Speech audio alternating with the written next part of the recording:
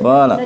Très bien. Pour la nuit, quand on dort, et pour ceux qui sont partis dans les temps passés, on est content que le paradis soit un makom, un endroit de doucha, de tahara, de pureté absolue, de plaisir absolu, etc. Voilà. Parce que, évidemment, parce que c'est exactement comme la définition de notre Gan Eden ici, que l'on va vivre dans ce monde-ci. Voilà. Olam Haba, il y a deux Olam Haba. Le Olam Haba intermédiaire, qui est juste dans le temps de l'exil, où l'on monte dans le Gan Eden pour jouir en attendant d'accéder à la Géoula, parce que notre âme ne peut pas ne pas jouir. Elle a besoin de s'abandonner à la jouissance divine. Donc on ne peut pas être que itkafia, toujours en train de... Vous voyez, comme vous avez dit, celui qui prend sur lui de supporter l'exil dans ce monde-ci, et que c'est un plaisir pour lui, c'est parce que c'est son plaisir de vivre comme ça. Mais si c'était dire pour lui, il ne voudrait pas le supporter. Et voilà. Pour la plupart des gens, on ne veut pas supporter l'exil. On veut du bien. Voilà. Donc le rabbi n'a pas envoyé des shluchim pour qu'il rende des gens malheureux matériellement. Le Baal Shem Tov s'est occupé d'abord de la matérialité des Juifs et après de leur spiritualité. Oui. Si quelqu'un meurt de faim, vous n'allez pas vous occuper de lui enseigner la Torah. Donnez-lui à manger d'abord. Vous comprenez? Voilà. Donc en fait, il faut que vraiment on passe au stade actif de la Géoula, dans son côté le plus dévoilé, et que l'on vive cette Géoula, et ce sera un plaisir ininterrompu. C'est ça le plus important. Et le premier plaisir de tous, le plus grand de tous, c'est de voir Dieu, enfin, de manière constante. Même pas comme dans le Beth Amikdash, où on le voyait et il y avait la sortie du Beth Amikdash, mais de le voir constamment. Alors, tout ce qui nous semblait des problèmes ne sont plus des problèmes. Et ce monde-ci est le meilleur des mondes, puisque Dieu s'y trouve avec nous. Puisque nous sommes dans Dieu et que tout est Dieu, y compris nous. Vous voyez? Donc en fait, c'est cette sorte de dualité qui est installée dans la création, dans la conscience de la création, qui fait notre problématique. Excusez-moi, avant, c'était quand même tout Dieu et Dieu était en nous aussi. Quand avant, vous dites? Maintenant, parce que maintenant, on va passer au stade actif de la Géoula. On est déjà dans Yimot HaMashiach depuis pas mal de temps. Ok? Dans les jours du Mashiach, la première définition des sages, c'est qu'on peut étudier la Torah, faire les mitzvot. Donc on voit très bien, ok. Donc on est dans les jours du Mashiach. Personne ne peut contester ça, ok. Mais dans les jours du Mashiach, il y a des étapes qui nous amènent vers la Géoula effective, avec du bien tangible et véritable, jusqu'à la libération totale du corps et la venue du Mashiach dans sa globalité. C'est-à-dire, quand vient Mashiach, la notion de Mashiach, c'est celui qui enlève toutes les barrières. Les barrières qui nous enchaînent dans une réalité effective. Oui. Donc dès que vient Mashiach, il enlève ces barrières et tout devient un monde de Géoula Metit Vashlema. C'est-à-dire un monde de libération. Nous sommes libérés de notre exil personnel et c'est une Géoula qui commence en nous et le chauffard, il a beau sonner à l'extérieur, il s'entend également au-dedans de nous. Dans le cheminement de tout ça, ce que l'on entend, que certains goïms ne mangent plus, etc., qui se nourrissent de la lumière Alors c'est une annonce de la Géoula, encore une fois. Oui. Et c'est merveilleux de voir qu'ils y arrivent. Nous, on a tellement de mitzvot liés à la nourriture qu'on ne peut pas encore se permettre de faire ça. Mais le moment venu, on va le faire nous aussi. Ah oui? Oui, on ne mangera plus, on ne boira plus. Oui. Mais on a une première période là où on mange beaucoup. Vous voyez pas, on n'arrête pas de manger, grâce à Dieu. Et pourtant, Nigmero à Birurim, on a terminé les Birurim, donc on ne devrait plus manger. Donc c'est normal qu'ils arrêtent de manger, puisqu'on a terminé les Birurim. Donc les Igoulim commencent à ressentir. Les Igoulim, c'est le comportement du monde qui est le monde naturel. Le monde naturel l'a ressenti. Parce que les Makifim, les forces qui ne sont pas compréhensibles, agissent sur le monde directement. Le monde naturel, il nous montre. Le monde naturel nous montre ce que nous y avons introduit dans le Pnimi. Nous, on est le Yosher. Le Yosher, c'est l'âme du Igoul. Le Yosher, ça veut dire la ligne intérieure et droite que nous suivons, nous, par l'attachement que nous avons à Dieu, par les kelim de Torah et Mitzvot, les réceptacles de Torah et Mitzvot. On les vitalise. On les vitalise de l'intérieur, mais ils ont eux-mêmes une autre vitalité, ceci dit, qui est limitée et qui dépend de la présence des Juifs, de l'endroit où ils se trouvent également. Donc quand des Juifs se trouvent dans le monde, alors le monde des Goulim est vitalisé par la présence des Juifs. Voilà. C'est ce qui fait qu'ils ont besoin des Juifs où qu'ils se trouvent, et dès qu'ils repoussent les Juifs, ils rejettent les Juifs, ils dépérissent. Même s'ils ont tous les trésors d'Espagne, d'Amérique, peu importe. L'Espagne, avec les trésors d'Amérique, de l'or, de l'argent en profusion, sont devenus très pauvres finalement. Donc voilà, c'est-à-dire que la richesse est dans le date. Pour nous, c'est un exemple, ce que dit le rabbi. Le rabbi dit qu'il faut être riche, que nous sommes déjà riches, et ça commence par la richesse dans le date, dans la conscience. Donc en fait, c'est le juif qui transporte ça et qui transmet ça. Donc évidemment, les goïms sont en train de subir les remous. Vous voyez, c'est comme on a jeté une pierre dans l'eau et maintenant, il y a des cercles qui se font autour. Autour du Yosher, autour de la ligne d'influence divine, qui est le Kav Sof, Adam Kadmon, le juif, le Yehudi. Alors se fait maintenant des remous dans l'existence du monde. Comprenez? Et du coup, ils reçoivent non plus seulement le côté matériel, influencé par le juif jusqu'à présent, mais le côté spirituel se dévoile de plus en plus. Et les réseaux sociaux sont là pour ça. Et souvenez-vous, le rabbi a vraiment acheté le premier ordinateur, l'a mis au 770, même si c'était plusieurs pièces au début, parce qu'il a visé cette diffusion de la Elokut dans le monde entier. Donc le monde est en train de subir cette diffusion de divin, de la divinité dans le monde entier. À partir de nous, à partir de notre compréhension, à partir de notre investissement et de nos forces personnelles investies dans le dernier combat que nous sommes en train de mener. Voilà, nous sommes des résistants de la Géoula. On se réunit pour entraîner l'ultime bataille qui va amener la Géoula concrètement. C'est ça, c'est comme ça qu'il faut se considérer. Et on avance tous les jours. On est un peu partisans pour l'instant. On est un peu minoritaire. Mais 1, 2 ou 3, et tout va se transformer. Vous comprenez l'idée ? Voilà, c'est pour ça qu'il faut y croire et pas se dire, mais les autres y croient pas, pourquoi moi je vais y croire? Je me base sur quoi pour y croire? Puisque les autres n'y croient pas, puisque les autres ont d'autres points de vue, etc. Alors, il faut vous baser sur le ressentiment de la vérité. Vous voyez? Je vais vous dire, et basé sur le fait que pour vous, le Rabbi Menacher HaMashiach, c'est quelqu'un de sérieux. Donc c'est pas quelqu'un d'irresponsable. Donc ce qu'il a mis en avant, et tout est vraiment précis chez le Rabbi, il nous a tout donné, tout expliqué, il a lui-même demandé de définir qui était le Mashiach, etc., etc.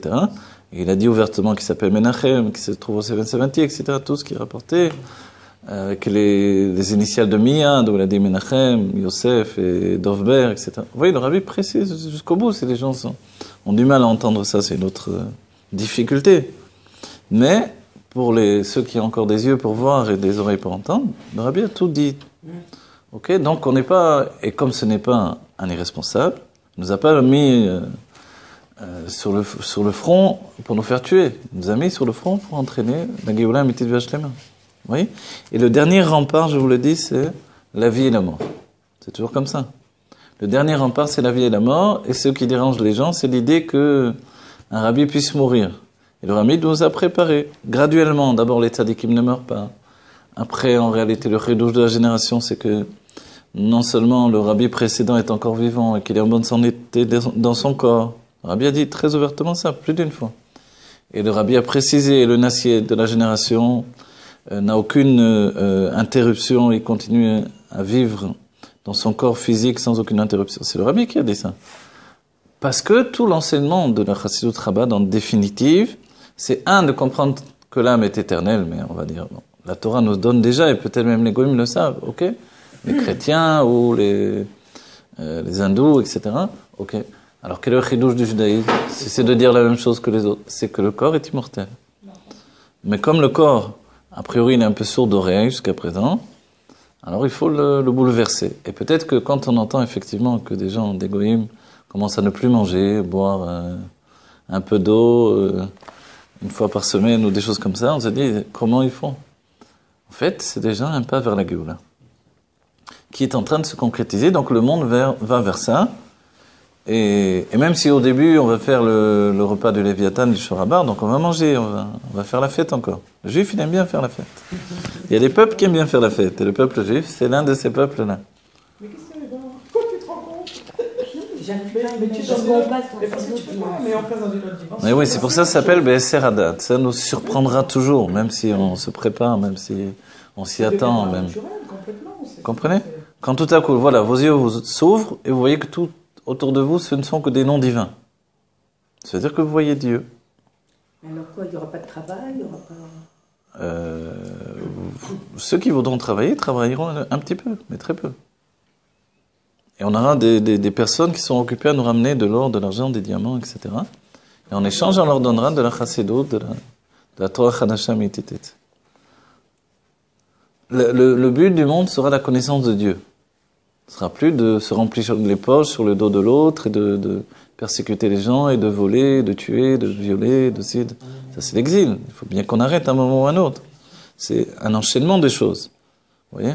Quand on dit qu'à un certain moment on ne mangera pas, on ne boira pas, imaginez combien on tient les gens avec la nourriture.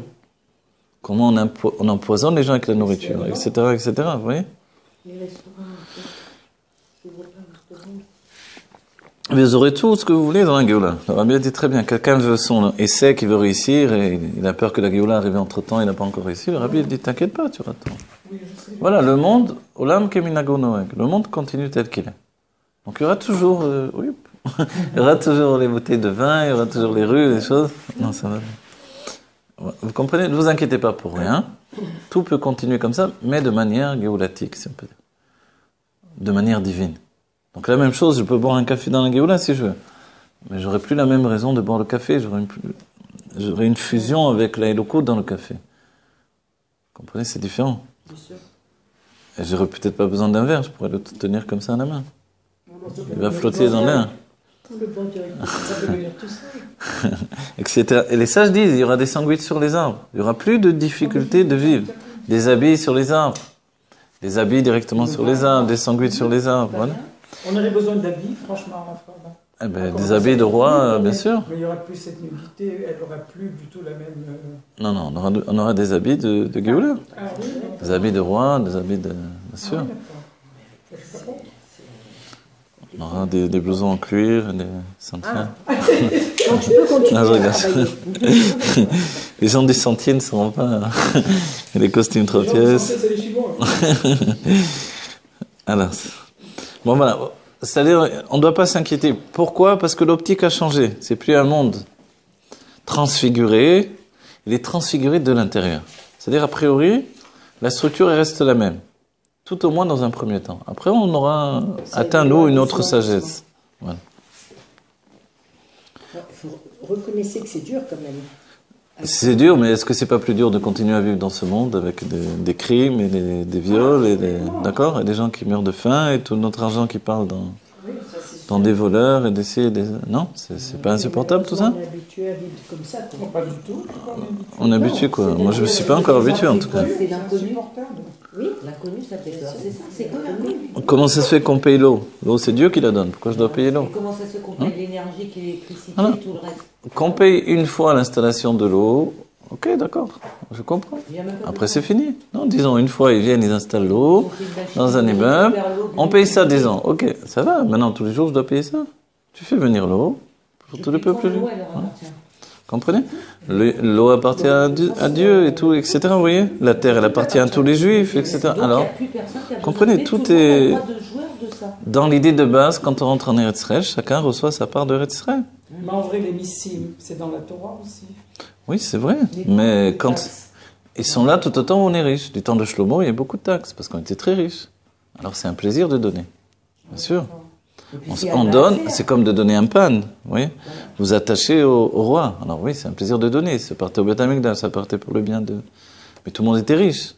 Il n'y avait pas de pauvres du temps de oui, mais Shlomo. c'était pas pour l'appât du gain. Il n'y avait pas d'appât de gain Voilà, puisque tout le monde était pour riche. vraiment pour Ouais. le bien, pour le bien. Ben oui. Alors qu'aujourd'hui, quand tu payes tes impôts de 60 et 70%, c'est vraiment pour l'appât du gain. C'est-à-dire, on a fait Quand vous avez donné votre argent, vous allez voir qu'ils ont fait le Beth Amikdash. Ah bah ouais. oui. Qu'ils ont fait de votre argent, ils ont fait les kélim du Beth Amikdash. Vous dites On est qu'on sait que heureux, je on donne, donne voilà, qu'on sait que je donne encore. Ouais. Donc c'est une autre conscience, évidemment. Effectivement, quand tout le monde est riche, au contraire. Il y a même un sujet de donner au roi son argent, etc. Et les chassidim donnaient toujours au rabbi des sommes d'argent. Ok. Voilà, que ça se fasse. Dans la Géoula, on n'aura plus le même système de conscience de l'argent parce que justement, on sera tous riches spirituellement et l'argent découlera. Aujourd'hui, déjà, on est riche spirituellement, suffisamment pour devenir riche matériellement. Il faut le dévoiler chacun d'entre nous, aller jusqu'au bout de ce que nous sommes et de débloquer. D'accord?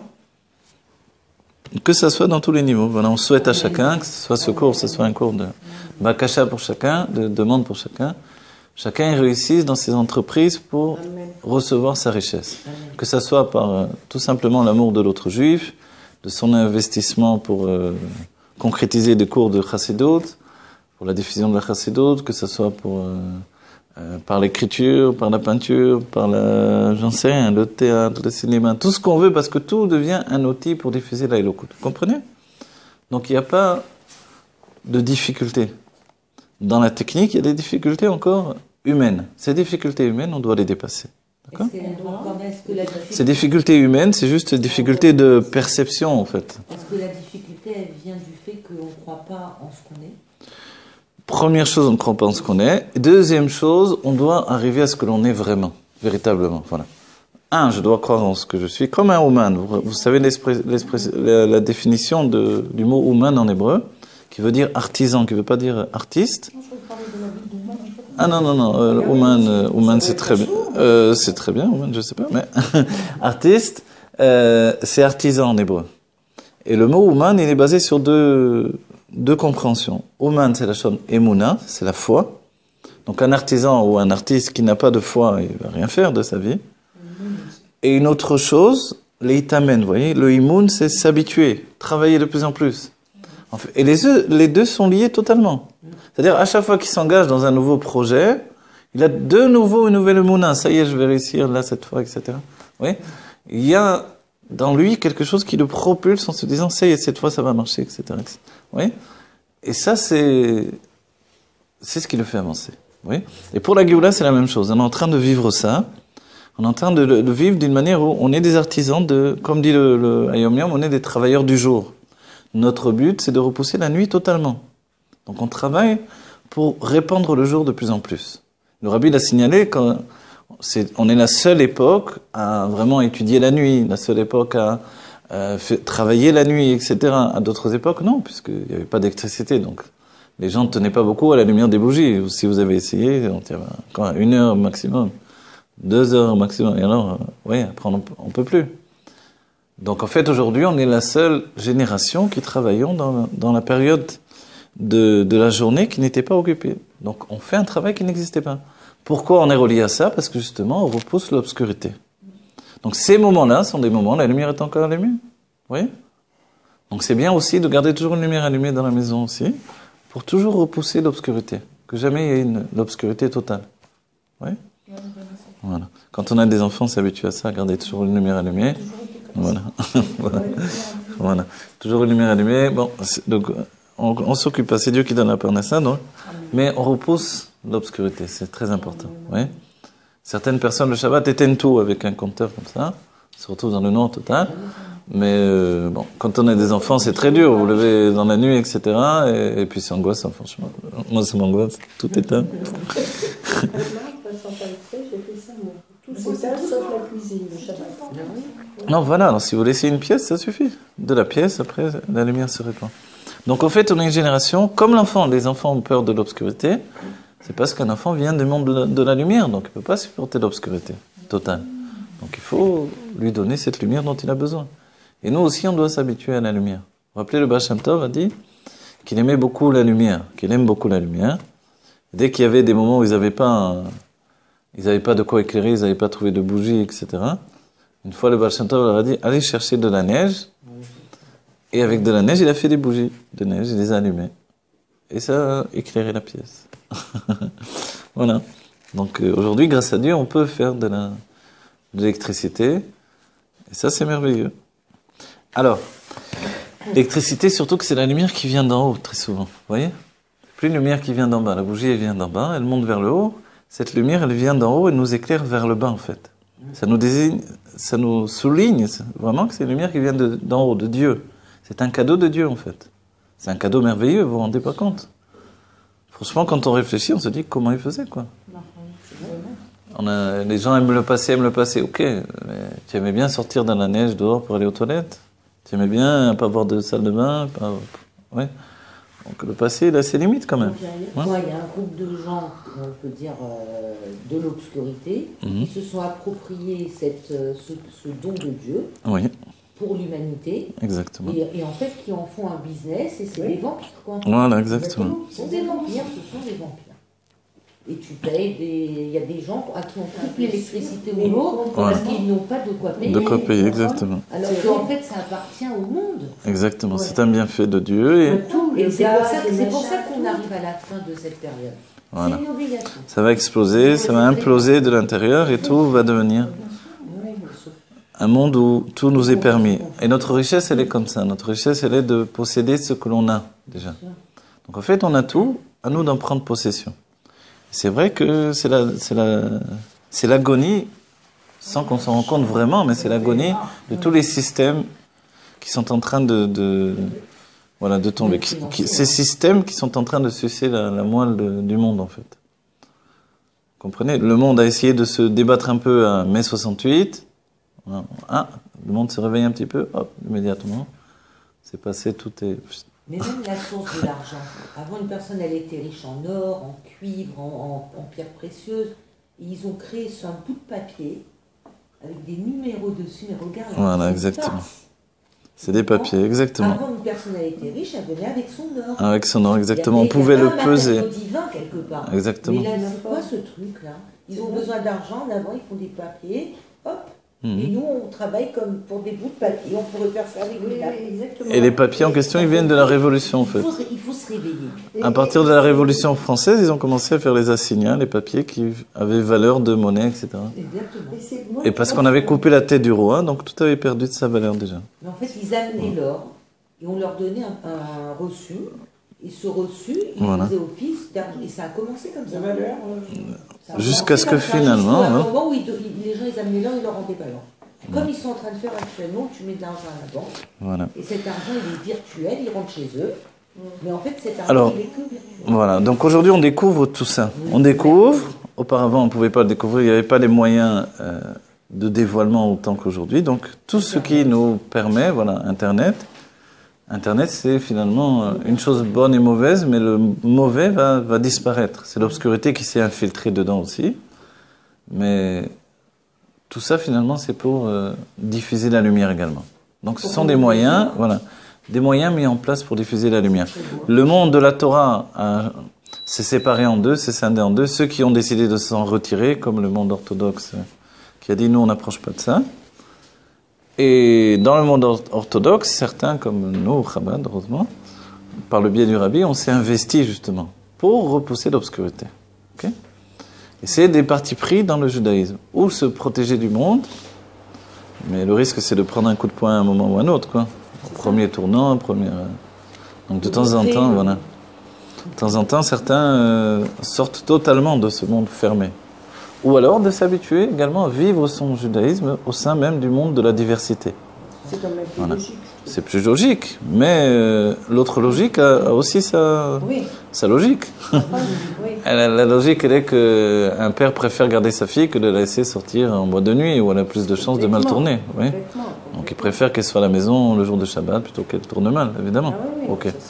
Donc il est évident que dans le Yitzhara qui est aujourd'hui nouveau, qui n'existait pas auparavant, par le biais d'Internet, de pouvoir voir des films et également des sites pas très orthodoxes, quoi.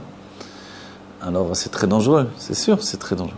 Donc la surveillance, elle doit être double, et les moyens de protection, etc., etc. Et chacun doit trouver comment s'en sortir avec tout ça. D'accord ? Et voilà, que Dieu nous préserve. Évidemment, il faut essayer de limiter les dégâts au maximum. Mais on ne peut pas arrêter une machine qui est en route vers la Géoula, en réalité. Donc elle nous demande de nous investir, de devenir adultes nous-mêmes pour préserver nos enfants du monde qui les entoure. Et le mieux, c'est de les impliquer dans une Géoula qui est en route. C'est le derrière du Rabbi. Les impliquer pour qu'eux-mêmes ils fassent route vers la Géoula. Et c'est comme ça dans l'optique, depuis les Gané Chabad normalement, quoi qu'il en soit, jusqu'au moment où ils sont eux-mêmes en shlichut. Vous voyez ? Ok. En mission pour l'Éternel, notre Dieu. Aval inyan midat ahava im etzad atam. Alors, on a dit que... Vous rappelez ? Hein ? Alors j'ai pris là, c'est vous qui m'avez dit. Alors, moi, Aval midat ahava, c'est ça ce que vous m'avez dit. Auparavant, qu'est-ce qu'on avait vu ? Chez Norotse ve'orot ve'agiluim ki im beprinat orensof atzmut uvaut. Voilà, il a dit ça. voilà, il a dit Aval Prinat. Regardez, on remonte au début de la phrase quand même pour y comprendre quelque chose. Aval Aratson de Prinat Reuta de Liba, Tofes be Atzmut Orenso Baruchu, כמו שכתוב, מי לי בשמיים ועמך לא חפצתי, שאינו רוצה באורות והגילויים, כי אם בבחינת אור אינסוף עצמות ומהות. C'est-à-dire qu'en profondément, en chacun d'entre nous, on ne veut pas, comme on a dit au tout début du cours, on a parlé parce que vous avez parlé de ça, du Gan Eden. Effectivement, une seule minute de Gan Eden est plus qu'une vie entière. Si on n'aurait aucun problème, on serait le plus riche du monde, etc., etc. Ok. Mais on ne veut pas de ça. Pourquoi on ne veut pas de ça? Parce qu'on veut l'essence de Dieu. L'essence de Dieu, on ne peut la posséder que dans ce monde matériel. Même si ça paraît faux totalement, mais c'est comme ça. Ok. Et c'est pour ça qu'on l'a dit assez souvent, quand quelqu'un nous quitte, que l'on sait qu'il est dans un monde de bien absolu, et c'est important pour nous de le savoir. De ne pas penser qu'il est parti, que Dieu préserve dans un endroit pire qu'ici. Non, il est dans un endroit pire qu'ici. Mais non, qu'il est parti dans un monde de bien absolu. Au moins, vous voyez, comme je dis souvent, dans les maisons des endeuillés, on doit préciser. Sépare ta peine avec le bonheur qu'il est en train de vivre. C'est très important même pour l'élévation de l'âme. Vous voyez? Ok. Mais notre peine, elle vient de où? Elle vient du fait que physiquement, il nous manque. Et ça, toute son élévation, son bonheur, ne peut pas m'emporter de fait d'être rassasié physiquement du fait qu'il n'est pas présent. Donc le corps a une ma'ala, a une grandeur par rapport à l'âme, quoi qu'on en dise. Eh ben justement. Voilà. Oui, c'est justement de ça. Le corps a une ma'ala. Et cette ma'ala, c'est ça, de ça dont on parle. Ça s'appelle Atzmut Umaut. Même s'il n'est pas dévoilé comme Elokit, on peut parler de gens très simples. Vous voyez? Mais ces gens simples, c'est des gens que l'on aime.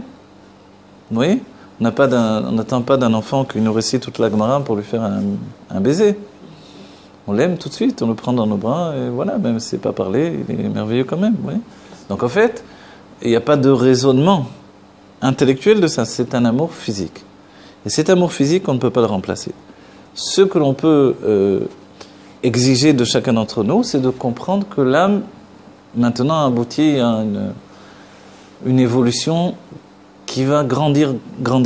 Voilà, ce cours, on a également lié à l'élévation de l'âme de, rappelez-moi le nom, Albert Shem Tov, Ben Yosef, voilà, et la mère Atou Mesauda. Atou Mesauda, voilà. Que Terefumien Mamash y revienne, Betriat Ametim. Le Rabbi dit très clairement que chaque Yortzeit, chaque jour de l'année de son élévation, il s'élève encore d'un autre niveau. Okay? Et c'est pour ça qu'on l'accompagne par quelque chose, par des brachot, par un cours de Torah, par ci, par ça. Ouais. Voilà. Donc il puisse. Voilà. Donc s'il a eu le srout. Ah oui. Voilà. Le rabbi doit parler en français. C'est vrai. Voilà. Donc s'il a été reçu en yechidot par le rabbi, il est rentré dans la yechida chez Banefesh, il a atteint sa yechida. Et voilà. Donc on sait que par les paroles du rabbi qui s'élèvent de niveau en niveau à chaque fois, chaque année, et on accompagne cette élévation par des études, des brachot. Les brachot, c'est pas les brachot elles-mêmes qui élèvent en elles-mêmes, mais c'est le fait que par les brachot, on prend de la force pour servir Dieu. Vous voyez? Donc c'est pour ça que j'ai mangé avant le cours, sinon je ne mange pas depuis ce matin. Voilà. Des chen ou... Alors non, j'ai sauté, ça ne m'étonne pas de moi. Alors, ולכן יכול להיות רצון גם כשלא יש אהבה. וכמו באהבה, אהבה, voilà, c'est exactement ce qu'on a dit. C'est pour ça, compte tenu qu'on ne veut pas les dévoilements divins qui sont là-haut, mais en vérité, nous voulons l'essence de Dieu elle-même, et l'essence de Dieu ne se trouve ici, que ici. Alors, c'est pour ça que l'amour entre un père et un fils, כשהבן אינו כדבעי חס ושלום, דאז לא יש התגלות אהבה אליו, מכל מקום יש לו לרצון בעצם, הוא רוצה בבנו. Vous vous rappelez, on a étudié ça la semaine dernière. C'est-à-dire que si le fils s'est pas très bien comporté avec le père, et que le père maintenant est pas très content du fils, et que son dévoilement d'amour n'est pas très dévoilé, okay, de toutes les manières, quand même, il y a une volonté du père qui veut son fils. Vous voyez? Il veut, c'est-à-dire, c'est pas explicable par, comme on a dit tout à l'heure exactement. C'est cet amour de la présence, voilà. Un lien qui n'a pas lié à une explication, rien. La mère aussi, oui. On donne l'exemple du père parce que c'est lui le meilleur, quoi. Mais non, c'est ça, le père ou la mère, évidemment. Quand on dit le père, mais ça peut être la mère, évidemment. Non, la mère, vous savez pourquoi on dit plus le père? Parce que la mère, c'est tellement... tout le monde le sait, c'est pas tellement un chidouche. Quand il y a ça existe presque pas que la mère soit disputée avec les enfants. Ouais. Elle est capable de tout accepter. Son fils, que Dieu préserve. Hein. Il serait même un assassin, elle irait le voir à la prison, lui apporter des oranges. Non, elle irait quand même lui porter de l'amour. C'est vrai, c'est pas compréhensible. On lui dirait, mais tu n'as pas honte de donner de l'amour à un assassin. C'est mon fils quand même. Oui. Donc, mais le père, non. Quoi, je vais donner de l'amour à un assassin? Pas question. Oui. Mais malgré ce qu'il dira, pas question, etc., il peut pas enlever le qu'il veut, en fait, profondément. Cet enfant, c'est toujours son enfant. Oui. Donc c'est pour ça qu'on précise le père. La mère, c'est évident. דחנו הדוגמה למעלה, דכתיב ואב גם זאת חולה, לא מאסתים ולא גאלתים, vous rappelez? Et ça aussi, également, vous pouvez pas ça vous a pas dégoûté, que Mamare Razal, Benkar ou Benkar, Banai M. On en revient sur ça, c'est tellement beau. Comme les sages ont dit, comme ça ou comme ça, ce sont mes enfants. C'est-à-dire qu'il y a des moments où il y a des accusations, les anges viennent voir Dieu et disent, regarde-moi tes enfants, ce qu'ils ont fait. Oui. Ils ont fait des call centers, ils prennent de l'argent aux non-juifs au lieu de diffuser les mitzvot des Bnei Noach. Qu'est-ce qu'il répond Dieu? Il dit, comme ça ou comme ça, c'est mes enfants quand même. Qu'est-ce que je vais faire? Si la vie n'était pas si dure, ils ne sauraient pas faire ça. Voilà. Bien sûr, ils vont faire tchouva, ils vont arrêter. Des petits. Voyez-nous. Voilà. C'est-à-dire qu'en fait, il y a cette volonté. Il y a des choses qui ne dépendent pas de la compréhension, qui ne dépendent pas même des sentiments. C'est une volonté qui nous bouscule nous-mêmes. On ne peut pas l'expliquer. Et c'est vrai qu'un enfant, même si son père, je sais pas moi, il a frappé sa mère, il est parti de la maison, il est truc, n'importe quoi. Il est dur, bon, mais quand même il a besoin de son père. On va dire, mais c'est un père comme ça. Il y en a eu qui ont tué leur père en Israël. Ah bon? Ah oui. Oui. Parce que la maman a fait peur de maltraitance. Ah oui? Bon, écoutez, c'est... Il y a des cas, toujours. Ouais, que Dieu préserve et l'un et l'autre. Mais même en arrivant à ça, il va lui manquer quand même son père après, vous voyez? C'est aussi fou que ça. C'est-à-dire que c'est pas quelque chose basé sur le raisonnement. Sur le raisonnement, il s'est dit que, effectivement, si le père vient, c'était le cas pour Abraham et Yitzhak, Abraham vient pour égorger Yitzhak, il peut se lever et tuer Abraham, c'est certain. C'est indigne de Torah. Celui qui vient me tuer, ce soit mon père ou n'importe qui, je le tue, c'est tout. Oui. C'est-à-dire la notion de peace and love qu'on a vu à Gush Katif, c'est pas dans la Torah, ça, vous savez? Ah ben non. Malheureusement, c'est entre juifs. Mais des juifs qui viennent t'arracher de ta maison, Qu'est-ce que vous auriez dû faire? Qu'est-ce qu'ils auraient dû faire? Les tuer? Ils auraient dû se battre. À Hanouka, ils se sont battus, vous savez. C'est un cas comme Hanouka, malheureusement. Mais ils se sont battus, mais malheureusement. Ils se sont pas battus parce que... Avec des armes, forcément. On leur enlève des armes. Je sais, c'est pas évident ce que je dis là, mais je veux vous dire que c'était pas la Torah, quoi. C'était Peace and Love, je l'ai vécu de l'intérieur. Parce que je me suis engagé là-dedans, mais... C'était trop de souffrance devant, ça tournait au ridicule, quoi. Donc si on était mai 68, ça passait, mais là, non, ça va. Oui. Mais c'est bizarre quand même que les rabbinim de l'époque, les puissants, n'ont pas réagi juste ça. Les puissants. Les puissants. Ouais. Il y avait surtout des puissants fonds, parce qu'ils ont pris beaucoup d'argent. Ils ont pris beaucoup d'argent. C'est pas qu'ils n'ont pas réagi, c'est qu'ils ont été manipulés, ils ont manipulé tout leur... À part le Rav Mordechai Eliyahu, tout ça, qui connaît bien, mais les autres, je peux vous dire que c'était clair et net qu'ils ont manipulé. On va dire clairement. Les rabbinim au gouvernement, les partis religieux, auraient pu sauver Gush Katif. Chasse est parti en vacances. Agudat Israël, ils ont reçu... Il a donné la voix qui manquait, de chasse. Non, mais non, ils ont pas statué, ils sont partis en vacances plutôt que... Ils ont pas donné leur voix. À Agudat Israël, ils ont reçu tout un domaine de terre qu'ils voulaient, et voilà, tout se passe bien. Ouais. Alors, à vomir. Et le rabbi en avait parlé de ça. Bon, qu'est-ce que vous voulez qu'on fasse? C'est l'être humain, malheureusement, comme ça. Bien sûr, Et ça, c'est... changer. Voilà. Ça, c'est le sujet de Erev Rav, non pas uniquement les gens religieux, et les non-religieux, etc. Donc bon, que Oui, Dieu ça, présente. c'est Bien sûr, je dis pas ça pour, je sais Non, pas. non. Le Rav Ovadia, son fils a dit qu'il a été manipulé plus qu'il manipulait les autres. Donc c'était un Talmid Chacham, mais il a été manipulé. Son fils a dit ça. Yaakov Yosef. Que Oui. c'est fait, c'est pas Dieu qui voulait que ça soit comme ça? Non, oui, bien sûr que c'est Dieu qui a voulu que ça soit comme ça. Mais le libre arbitre de juif, c'est de se débattre avec Dieu pour choisir le bien. C'est-à-dire qu'on a toujours le choix. Dieu ne nous impose pas non plus d'être une marionnette. Sinon, il n'y a pas de... C'est-à-dire qu'il y a un choix qui est... Après coup, c'est la volonté de Dieu qui a décidé. Mais voilà, mais auparavant, à nous de décider. Sinon, on est des marionnettes. Ah Oui. oui, c'est ça. Donc l'un des fondements de notre foi, c'est qu'on a le libre arbitre.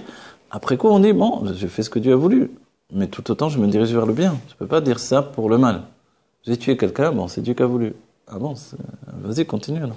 Vous comprenez? Je ne peux pas dire ça. J'ai volé, mais c'est Dieu qui a voulu. Ok, jusqu'à quand tu vas dire ça? Donc on doit faire le bien, Dieu nous a dévoilé. Bacharta bachaim, tu choisis la vie. Seulement, la difficulté, c'est de savoir qu'est-ce que la vie. Et comme les gens n'y voient pas clair, alors il fallait se tourner vers le Nassiador qui vous dit qu'est-ce que la vie. Et oui, c'est ça le problème. Si on n'a pas de bitoul au Nassiador, au prince de la génération, qui lui nous voit la vie de plus haut que nous, alors on peut découvrir qu'est-ce que la vie. Vous voyez? Aval inyan midat ahava im etzadat ha'am vetalui bergesh atzmo davka keniskar leel. Voilà. Par contre, l'amour, elle dépend d'un ressentiment personnel. Vechen kol amidot en davka l'idée ergesh atzmi. Et comme cela, tous les sentiments dépendent donc on va dire, mon ressentiment des sentiments. Voilà. Ressentir les sentiments, c'est ce qui fait les sentiments. Donc il n'existe pas de sentiments s'ils ne sont pas perçus. Ce ne sont pas des sentiments dans ce cas-là. Ils ont été remplacés par le da'at, lui-même s'est englobé dans le keter. Mais des sentiments, tant qu'ils existent, c'est une perception. Donc j'ai l'amour, j'ai la crainte, j'ai ci, ça, tout ça c'est en perception. Chez Zoé et Fresh ben mochin les midot, dea mochin, et ça c'est la différence entre l'intellect et les sentiments.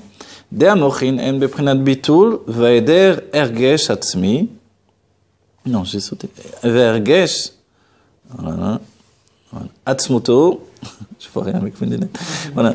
Alors, et l'intellect, c'est un sujet de bitoul.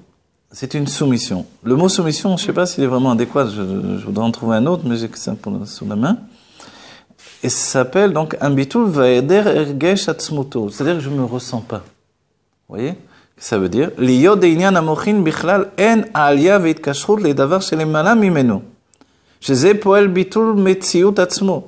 que l'intellect, c'est de s'élever vers une chose qui nous dépasse. Et si on peut le voir dans les sciences, les scientifiques, ils en arrivent à sortir du monde, quoi. Quand c'est des vrais scientifiques qui mettent toute leur âme là-dedans. Qui plus est quand on parle d'étudier la Torah, qu'on rentre dans les secrets de la Torah. Et l'intellect qui fournit donc un esprit à ça, maintenant, il nous fait déconnecter du monde. Et le but, c'est ensuite de revenir au monde, effectivement. Donc c'est le contraire. Les midot, non, elles n'ont pas ce mouvement ascendant, elles ont un mouvement descendant, au contraire. Vous voyez ? Elles reviennent vers nous. Elles sont notre intériorité. C'est-à-dire que l'homme, au quotidien, on va dire à portée de main, c'est les sentiments. Et quelquefois, ce qui peut arriver, c'est la déconnexion entre les sentiments et l'intellect. Ou beaucoup de fois. Les gens les plus intellectuels passent par des périodes de déconnexion. Vous voyez ? Donc alors, ils peuvent très bien se conduire comme des enfants, alors qu'ils sont très très intelligents. Vous comprenez ? Parce que c'est les sentiments qui expriment leur quotidien.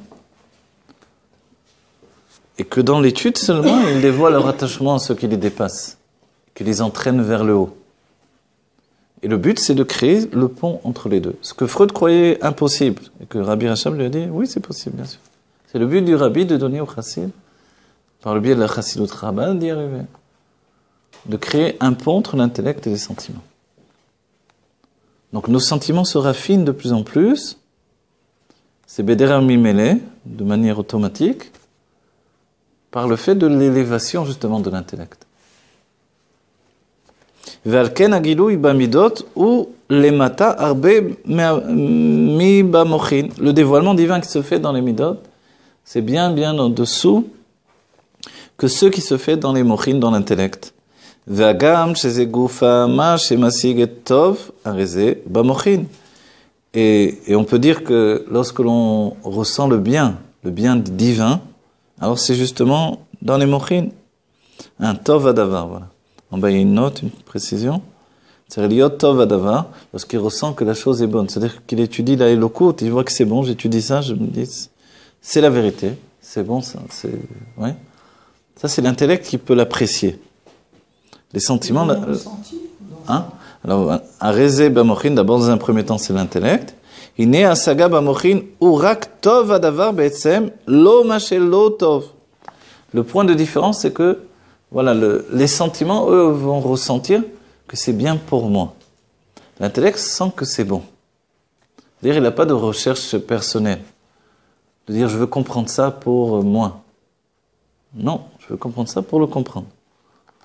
C'est-à-dire, pour accéder à ça. Vous voyez? C'est comme, je veux aller là-bas pour y aller.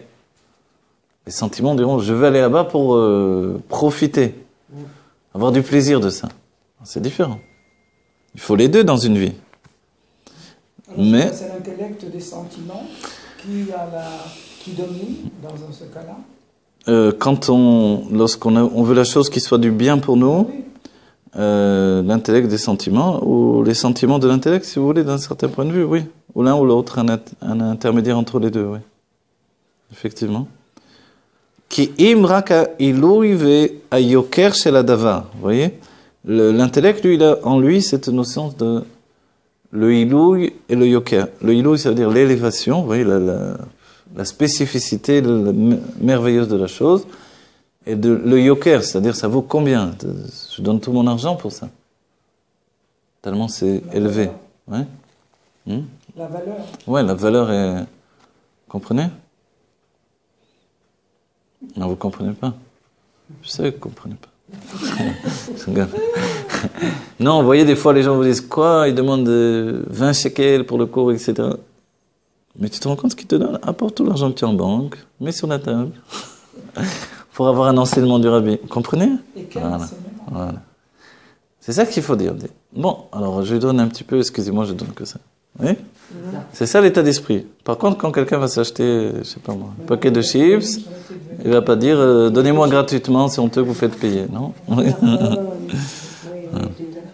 On donne pour le cours, on donne pour le temps qui passe. Ouais, voilà, c'est l'idée tout simplement, bien sûr. Ouais, parce que sinon on pourrait jamais payer ce qu'on étudie ici, vous vous rendez compte? Voilà. Donc le temps qu'on passe, on pourrait aller travailler, casser des pierres, tailleur de pierre comme mon père. On pourrait dire qu'on est tous des sans-abri. Eh oui. Mon Dieu, les pauvres. Non, alors on devient. Allez-y. Ça veut dire que pour l'instant, c'est vrai qu'on est dans des maisons, etc. Je ne parle pas de ça, mais réellement on est des sans-abri. Parce qu'on n'est pas rentré dans notre temple intérieur. Ah bravo, c'est bien ça. Tant qu'on n'est pas dans notre temple intérieur, Tu vas le rajouter un peu. c'est déjà écrit. Non, mais les mecs, c'est... T'en as des passages. Plus vous Spoiler. parlez de ça, ici, je vois. Ouais. Je me dis que pour l'instant, on croit qu'on a des châteaux, des machins. Mais Comme tant je qu'on n'est connais pas Chine, rentré là, à l'intérieur de notre temple, Voilà, on exactement. n'a pas de maison. Et on doit y arriver alors, on va le provoquer. Il faut, et c'est pour ça qu'il faut étudier beaucoup, on n'a pas le choix. La Vous, porte, c'est non, toi. vous voyez, il faut vraiment étudier beaucoup. Parce que le monde nous appelle tellement de l'autre côté. C'est dur d'étudier comme ça seul. Non, je sais, c'est pour ça qu'il faut se réunir pour étudier. Je sais. Oui, On n'arrive pas à avoir la même intensité tout seul, de toute façon. Bon. Non, et puis c'est obligé qu'on soit deux, trois, d'ouvrir l'esprit, parler, rentrer. Non, là, il n'y a que 100 personnes, mais sur Internet, c'est des milliers après. Ma sheba bemidot urak ma shelo tov roulé. D'accord? Donc, de ceux qui viennent dans les sentiments, c'est juste que la chose soit bonne pour nous. Voilà. Et non, mais c'est vrai, ne vous affolez pas quand on voit que les gens n'arrivent pas à suivre le rythme, etc., etc. Mais dites-vous qu'après, sur Internet, c'est vraiment des centaines qui regardent. Mais et ça, vous c'est... gagnez quelque chose quand sur Internet Non. Mais je gagne de la diffusion de la Chassidut grâce à Dieu, donc c'est bien. Non, mais c'est sûr, dans Voilà. la prochaine. Ça, c'est important. Voilà. On parle aussi de richesse. Donc, Alors voilà, la richesse matérielle elle va venir. Amen. Voilà. Alors on invite tous ceux qui profitent de donner des milliards pour qu'on puisse construire un grand édifice pour qu'il y ait tout le temps, du matin au soir, des cours. Voilà. Pour tous les juifs. Pardon. Voilà, ils appellent déjà. Pour moi. Allez, pardon, excusez-moi. Ah, voilà. Oui, pardon. Des bouteilles de vin, il faudra réfléchir. Ok. Voilà. Excusez-nous, c'est l'inconvénient du direct. J'avais oublié de baisser mon son. Ok. Voilà. C'est sûr qu'il faudrait un endroit pour étudier, pour faire vraiment que du matin au soir, on étudie cette Torah-là, pour entraîner la Géoula. Qu'il y ait des suivres qui se suivent les uns après les autres, avec des tas d'intervenants, etc. Et voilà, qu'on puisse donner une porte ouverte à tous ceux qui veulent étudier. Évidemment, s'il y a des gens en ligne qui veulent donner des traumas dans ce sens-là, avec plaisir, bien entendu. Voilà. On accepte de tout le monde, que ce soit Steven Spielberg ou Barbara Streisand, etc. Voilà. Voilà. Alors voilà, donc... mais quoi qu'il en soit, on doit savoir qu'il suffit 1, 2 ou 3 qui s'entêtent de partout dans le monde. Et grâce à Dieu, la bracha d'aujourd'hui, c'est que chacun peut étudier où qu'il se trouve, à l'heure qu'il veut, de la manière qu'il veut. Et beaucoup étudier grâce à Dieu et s'avance. Et c'est vrai que petit à petit, le nombre augmente quand même. D'accord ? Le nombre augmente et on se rend compte qu'on a besoin de cette Torah-là. Et quand on rentre dedans, on a besoin de continuer encore. Parce que ça nous apaise et ça nous démontre qu'on est en chemin vers la Géoula. Et ça, on a tous besoin d'être en chemin vers la Géoula et d'être dans un chemin de responsabilité, de comprendre également. Voilà. Donc c'est la Torah de l'Admor HaZaken, dévoilée par les Rebbeim, de génération en génération, jusqu'au Rabbi Meir Mashiach aujourd'hui, pour que vraiment on y comprenne quelque chose. Et c'est très important, parce que sinon, on est comme quelqu'un qui erre au hasard. Et ça, c'est affreux. Sans repère. Voilà, sans repère. Alors, ok. Donc, on comprend bien que le lien de Tov li Adavar, la chose soit bonne pour moi, on en a besoin, effectivement, que quand on étudie, ce soit bon pour nous, qu'on ait un émerveillement de ça. Mais c'est-à-dire qu'à ce moment-là, on prend conscience que on est descendu de l'intellect, on est rentré déjà dans les sentiments de l'intellect déjà, ce qui va transmettre aux sentiments eux-mêmes. Ok ? Et on n'a pas dit qu'il fallait que ce soit mauvais pour nous, au contraire. Mais on a des instants où on s'avance vers la chose sans vouloir, et c'est comme ça que ça doit commencer. J'étudie non pas pour mon bien-être, même si j'en tire un bien-être, mais j'étudie pour connaître Dieu. Vous voyez ? Je viens vers un livre comme celui-là, ou d'autres Mamarim, etc., pour connaître Dieu. C'est ma mitzvah. Que l'on soit un homme ou une femme, c'est notre mitzvah. C'est un commandement de Dieu. Dieu désire qu'on le connaisse. Grâce à ça, on peut l'aimer encore plus et encore plus. On le rencontre, on le connaît, et il n'y a pas d'autre Torah plus précise pour connaître Dieu que celle de la Chassidut Chabad. Voilà, aujourd'hui. D'accord. Et il nous dit, Vegam zot de asaga tov adavar zeorak bechitzoniot amochin. Vous voyez, quand c'est donc tov adavar, quand c'est bien, la chose est bonne pour moi. Donc elle m'a donné une hitpalut, un émerveillement. C'est dans l'extériorité de l'intellect. Vaikar, donc on a dit les sentiments. Vaikar ou midot sheba mochin, les sentiments de l'intellect. Donc ça s'appelle la tvuna. C'est dans la bina elle-même. Des mochin ba'etzem enra kasagat etzem adavar.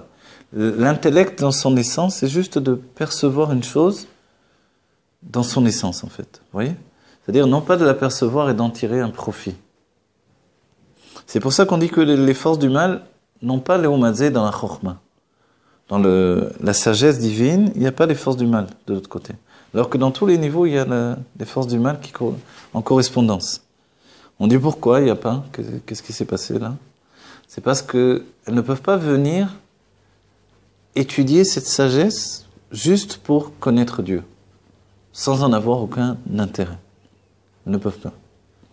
Donc quand ils s'approcheront de la Kabbalah, etc., comme on a vu, donc des nombreux milieux qui étudient juifs, non-juifs, voilà, etc., des mélanges de tous genres, etc., c'est une Torah c'est tout autour, ça tourne autour, et ça ne pénètre jamais à l'intérieur véritablement.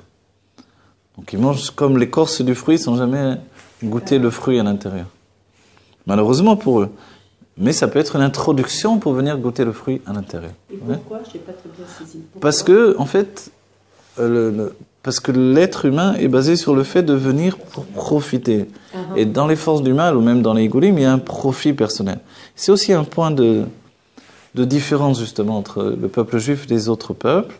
Même si le monde évolue grâce à Dieu, dans ce chemin-là, j'ai envoyé un message. Voilà. Même si on évolue dans ce chemin-là, et le monde évolue dans ce chemin-là, c'est aller vers Dieu pour rien. Le Zohar nous dit qu'il y a un moment où Dieu ouvre toutes les portes dans les mondes divins. Et à ce moment-là, on peut voir Dieu. Et les forces du mal fuient. On va dire pourquoi? Parce que d'habitude, elles se nourrissent au contraire de la Kedusha.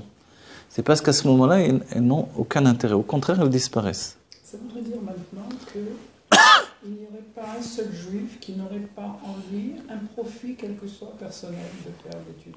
Puisque le mal, on peut le... Non, alors le Tanya nous a dit que l'âme juive, même l'âme animale, peut fonctionner sans intérêt. Ah ouais. Ouais. Et donc c'est-à-dire que dans la Klippa Noga, c'est possible. Dans la Klippa Noga, donc si le non-juif arrive également au niveau de Klippa Noga, ceux qui prennent sur eux les 7 mitzvot de Bnei Noach, et ceux qui s'en rapprochent certainement, voilà, donc ils rentrent dans ce stade-là où ils font pour le bien. Donc ça devient un plaisir inconditionnel et un amour inconditionnel. Voilà, c'est-à-dire qu'ils sont prêts à comprendre, même s'ils n'en ont pas automatiquement un plaisir immédiat. C'est ça que ça veut dire. Et voilà. Sortir du plaisir d'une étude, c'est quelque part aussi profiter ou pas? C'est profiter, mais disons, quand c'est dans un deuxième temps, premier temps, je veux comprendre. Je veux comprendre pas pour profiter, ça doit pas être ce que je mets en avant. D'ailleurs, je viens pas étudier ces livres-là. D'ailleurs, on va dire que c'est presque automatique, ça fait un choix directement. Le choix dans les élèves de cette étude-là, c'est justement celui qui viendra étudier pour son plaisir ou celui qui viendra étudier pour l'étude. Ça va faire la grande différence. Celui qui veut connaître Dieu, il sait qu'il n'y a pas d'autre livre où il va rencontrer Dieu comme ce livre-là, par exemple. Oui. Celui qui venait pour avoir un petit moment agréable dans un cours, alors il va chercher autre chose. Il y a des rabbinim qui font des blagues aujourd'hui, etc. Et tout le monde aime bien ça, et voilà, c'est bien. C'est populaire. Donc il ne viendra pas chercher ce cours-là, parce que ce cours-là, il va lui donner de disparaître, en fait. De disparaître dans sa perception de lui-même. Tout à coup, il arrête de penser à sa vie, à ses problèmes, à son être. Il n'est plus l'être quotidien qu'il était auparavant, 5 minutes avant. Et ça, beaucoup ne supportent pas encore. Bien sûr. Et c'est pour ça qu'ils ont aussi peur de ce moment de la Géoula qui peut éclater d'un moment à l'autre. Vous voyez ? Donc c'est ça le point de différence et de séparation. Que ce soit chez les Chassidim Chabad ou d'autres. Mais disons qu'en principe, a été mis en avant dans la Chassidut Chabad le fait d'y accéder plus facilement. Mais c'est juste en principe. Oui. Parce que sinon, quand vous étudiez ça dans la Chassidut Chabad, vous êtes déjà un peu bizarre. Quand vous l'enseignez, alors là, vous êtes fou complètement. Ah oui, c'est comme ça chez les Mashpiyim. Alors voilà. Donc, c'est ça la vie. La vie d'artiste. Les personnes qui ont bouleversé le monde, ça n'a jamais été des masses. Ouais, voilà. C'est pas grave. Ce qu'on fait changer le monde, ça a toujours été des minorités. David Ameller, c'était pareil. Ouais. Ok. Quoi qu'il en soit, on fait la volonté du Rabbi, de Dieu et de toute la création, en fait. Et on aime tout le monde. Voilà, et on aime tout le monde, chacun avec sa manière d'être et de conjuguer l'infini dans son présent, quoi. C'est beau cette phrase. Alors, ok. D'accord, vous avez compris, moi aussi. וגם זאת להשגת טוב הדבר זה או רק בחיצוניות המוחין, ועיקר הוא במידות שבמוחין, דמוחין בעצם רק השגת עצם הדבר, לא את טוב של הדבר, רק מה שמשיג עצם העניין, והשגת הדבר אין איך שהוא טוב שמתפעל במוחו, הרי זה או במידות שבמוחין וכו'. וכל זה הוא רק השגת הטוב בעצם. Et tout ça dont on a parlé ici, c'est uniquement ce qu'on appelle du bien dans son essence. Bemidot bab ergesh er shelo tov adava. C'est-à-dire que quand l'intellect est mitpel, il dit c'est beau, c'est merveilleux, cette chose-là, etc. C'est un ressentiment de bien, donc, et je ressens le bien dans un niveau où ça me touche, mais c'est la sensation de l'essence du bien. Ouais. Quand on est dans les sentiments, c'est déjà un point différent. C'est bien pour moi d'étudier ça. Ouais. Donc on a un écran séparateur, déjà un petit peu, un voile, quoi qu'il en soit. Ouais. Quand ça me touche, c'est pas les sentiments. De par les sentiments. Mais il faut atteindre les sentiments. Vous vous rappelez, on a étudié dans l'Admor M. dans le séminaire Mashpia, on a étudié qu'il faut atteindre les sentiments également. C'est une deuxième étape. Première étape, on vient étudier la Elokut, le divin, non pas pour notre propre intérêt, mais pour connaître Dieu, pour s'attacher à Dieu. Ok ? Et ensuite, on en tire forcément du bien. Puisque Dieu, c'est l'essence du bien, et comme il est du bien, il veut faire du bien, donc il nous transmet du bien. Est-ce que c'est le point d'émerveillement qui nous donne Oui. ce plaisir ? Le point d'émerveillement nous transforme. Il transforme nos sentiments, et il fait des réceptacles pour la lumière prochaine qui va venir s'habiller dans notre âme, et nous grandir de niveau en niveau. Donc on atteint des niveaux de perfection dans la Neshama. Donc quand c'est le point d'émerveillement qui s'exprime, on sait forcément que ça ne vient pas de l'ego. Voilà, quand c'est le point d'émerveillement intellectuel, ça ne vient pas de l'ego. Voilà. C'est joli. On veut la lumière, s'il te plaît. Nous, on doit dévoiler la lumière dans l'obscurité. Je ne sais pas si on va bien voir maintenant. Non, là, on ne vous voit pas, mais on vous entend. On entend ? Vous voulez qu'on arrête 5 minutes ? Alors, on va faire une pause. Voilà, on fait une pause. Quand on sort la gueule à Métil Vachnemat, on fait bien de mamache. Attendez, j'arrête pas, mais... C'est chez moi, quoi. Hop. Ah oui,